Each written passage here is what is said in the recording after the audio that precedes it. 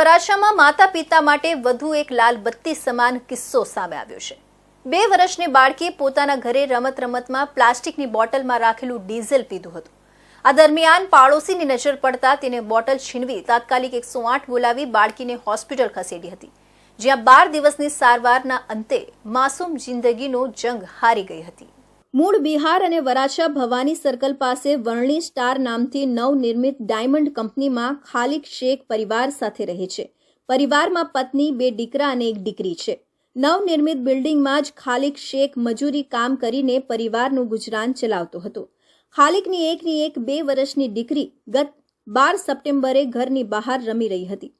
આ દરમિયાન રમતા રમતા રૂમની બહાર લાકડા સળગાવવા માટે પ્લાસ્ટિકની પાણીની બોટલમાં મૂકેલું ડીઝલ તેણે પી લીધું હતું।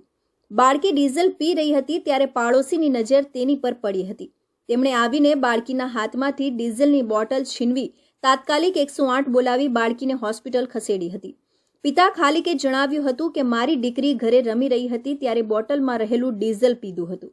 અડધા કલાક બાદ તેને નજીકની ખાનગી હોસ્પિટલમાં લઈ જવામાં આવી હતી, જ્યાંથી તેને સિવિલ હોસ્પિટલ ખાતે ખસેડવામાં આવી હતી। છેલ્લા 12 દિવસથી તેની સારવાર ચાલી રહી હતી। આ દરમિયાન તેનું મોત નીપજ્યું હતું। वो बच्चा खेल रहा था, खेलते खेलते वो दूसरे के घर पे गया। जाने के बाद बच्चा पानी का बोतल रखा हुआ था, उसमें डीजल भरा हुआ था।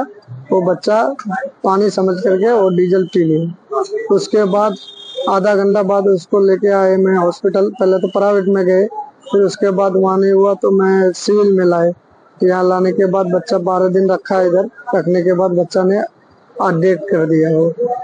દીકરી ગુમાવનાર પિતાએ જણાવ્યું હતું કે મારાથી થયેલી ભૂલના કારણે આજે મારે દીકરી ખોવાનો વારો આવ્યો છે, ત્યારે લોકોએ પણ સાવચેતી રાખવી જોઈએ અને આવી જોખમી વસ્તુ નાના બાળકોના હાથમાં ન આવે તેવી રીતે મૂકવી જોઈએ।